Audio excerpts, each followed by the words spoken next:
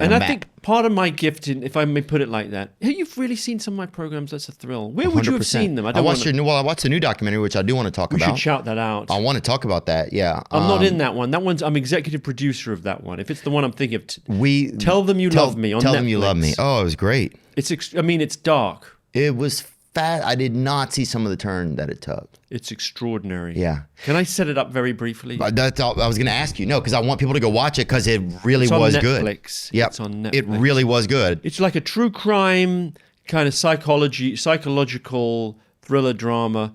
You will love it. If you like true crime type of stuff, I think you will absolutely love this. In a twisty-turny, I can't believe what I'm watching kind of a way. It's about a philosophy professor and a very disabled young black guy who's nonverbal and has always been assumed to have a significant cognitive impairment. And she's a philosophy professor, and she starts working with him and appears to unlock all kinds of special abilities. And his family, the young guy Derek, his family is obviously thrilled. He starts going to college. He's having philosophical conversations with her. I don't know if he's writing poetry, but he's sort of writing essays, and they have this meeting of minds. And according to her version, they fall in love and they strike up a physical relationship. But then questions start being raised about the nature of the technique that she's using to open up his abilities, his alleged abilities, and then the abilities come under question. And his family, Derek's family, start feeling actually he doesn't have the special abilities, and this isn't a thrilling story about love across the divide. It's actually abuse. And she gets prosecuted and sent to prison. So all the way along, you're trying to figure out what really happened. It blew my mind because there's so many little things. Well, and one of the things that you have to know, or that helps to know if you're a listener, is that one of the ways that the teacher, Anna Stubblefield is her name, that she would help Derek, because he basically, at first you see him or you think of him and you think, there's not a real him in there. Mm-hmm. Well, well, I don't want to say that. No, let's not no put it that offense. But my people, listen, no, I don't know. I'm trying my best. But when you look at him, there's a him in there, but you don't know how much of him there is. And it's hard for us to see a lot of times the person that is inside sometimes of a person that has a severe physical disability. Yeah. He's there, but he's just got a profound disability, and that's what you don't know the nature of what he's capable of. Right. And she starts teaching. She starts becoming the facilitator. The way that they start to communicate. It's called facilitated communication. In essence, what happens is she's called Anna. I can't get used to saying Anna, but that's how she says it. So. And Derek's mum's called Daisy, and it becomes almost a custody battle between them. And the first inkling that something's wrong is that Anna starts saying, like, Daisy will put some meat and potatoes down, and Anna will go like, well, Derek really doesn't like meat. He's a vegetarian. And his mum's like, what? And he doesn't listen. And she'll put gospel music on. They're from a churchy family, and Anna goes like, Derek really doesn't like gospel. He prefers classical, and he drinks red wine, and he prefers Cabernet, and like all these sort of markers of what might be construed as sort of elite or slightly refined. Oh, I didn't even think about that. Yeah, so there's a sort of class thing, like. And so Daisy's like, what, gospel's not good enough for him anymore? Like she feels offended, like the son that she's always known is being kind of taken away from her. Right. And it's almost like a power play, like I know him better than... I'm not saying that's how Anna meets. But that's certainly how it would come across to a mother, and especially, I think, also a black mother, probably. Who's he's not going to eat my cooking? Right. Because he's a vegetarian. Like, he only eats nut cutlets now. Yeah, he only eats, like, shortbreads or whatever. He eats corn, and I'm not trying to mischaracterize. Not at all. We're joking around. He only has a bouillon base or whatever. Yeah. But she said he was a vegetarian. Yeah, and that's insane. First of all, to say that a black guy's a vegetarian is absolute. Nobody's going to believe that, dude. Name 70 black vegetarians, dude. Okay, maybe Arthur Ashe was one, but that's it. Nobody's buying that shit. So out of the gate, the mom is like, so, but I think. So that's where it starts. There's a glitch. And I then, see what and you're then saying. And it spins out. And then when she says, and then they have the moment where they announce to Daisy and to Derek's brother, John, that they're having a relationship. And they sit down and it's Anna and Derek sit down with John and Daisy and say like, I don't know, I think they might have been excited to break the news. Of course. But it's a sensitive thing saying like, not only are we, because they weren't saying, I'd like permission to ask for your son's hand in marriage. It wasn't like that. It was like, by the way, we're doing it. Like we're already. They said we've been shagging a bit. Yes. Basically, and we're in love. I don't think they used the term shagging, but it was along those lines. Yeah.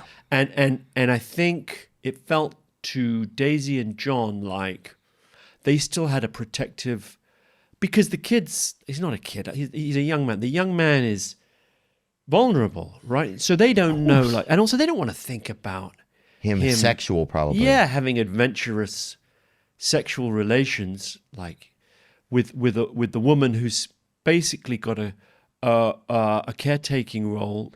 Right. And it's a professional relationship. It's a complicated power dynamic. So the brother, John, he's so shocked he goes and throws up.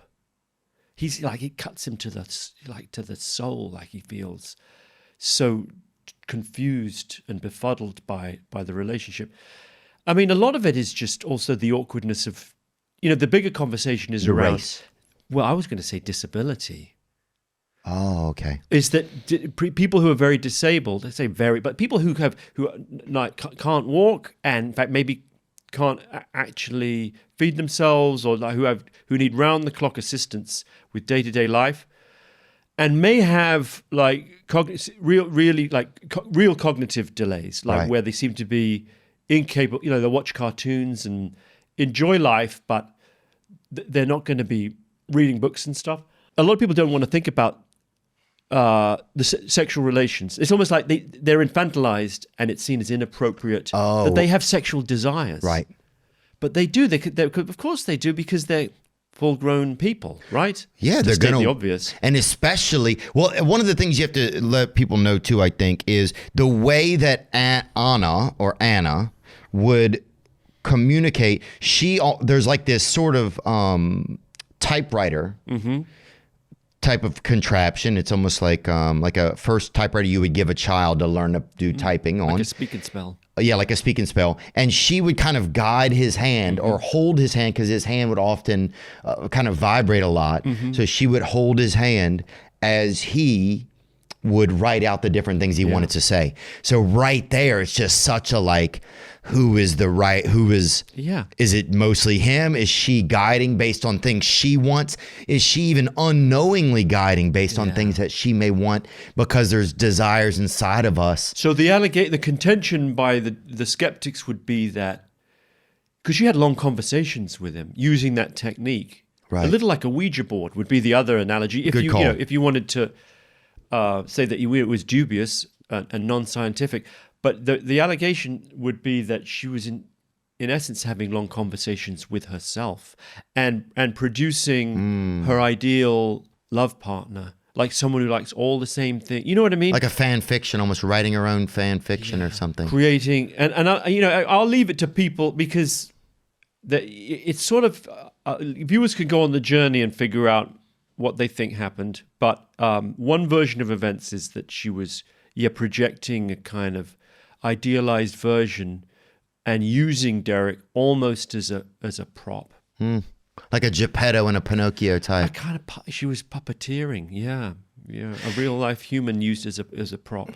But then it's so strange, right? And it's certainly possible for sure. It feels so strange to want to go spend all that time with someone. Oh, I should shout. I need to mention the director, Nick August Perner, who did a brilliant job. It's great. Yeah, he's terrific. And as much as I'm here talking about it, I was an executive producer on it, but it's his project. He did it. Bring him up, Nick August Perner. Nick August Perner. August. Let's get a picture of the man. There we go. There he is. Perna. Do Google. There he is. What a handsome man. Look at his yeah. eyes. I want Wow. to look like that. Is he Bangladeshi, you think? I think I don't know his. I never asked. I don't think August Perna sounds like a Bangladeshi name. I was going to say though, It's a great documentary that you get. yeah, and that the you truth made. is the part. One of the things that his mum Daisy says at the end is like, but now like he still hasn't recovered. He masturbates, and if you and she basically blames Anna for the fact that Getting him started. she's caught Derek jacking off, and you're thinking like he's a 35-year-old man living at home. What kind of world is she living in that she thinks that's pathological? Do you know what I mean? Right. Like what else? Like what else would he be doing at Of course. home? You know what? In By his himself bedroom all by day, himself yeah. all day with no girlfriend. Yeah. I just put 2 extra ottomans in the middle of the room and let him figure it out, to be honest with you. Yeah. That's what a lot of kids need, if he's at that stage in his well-being. Or send in, like, I don't know if this is like considered kosher or not, but aren't there nurses who can do that? And by the way, a nurse can be a man or a woman, but aren't there nurses that can go in and isn't that part of therapy? Like that you, I would that agree. you would be allowed, like someone Do a would, milking of them. yeah, Yeah. I don't see how that's not a service. right? You can get, you can get somebody to deliver you like a damn power tools at midnight, but I can't get somebody to come over and relieve my cousin Ricky or something at two in the afternoon. I totally agree with you, though. They do It's that a in Holland. You know how Holland's ahead on all this stuff? Like they do that, I think. In Belgium, probably. Bring that up if anybody's milking. I don't know what the term is really. If some people are exasperating the There is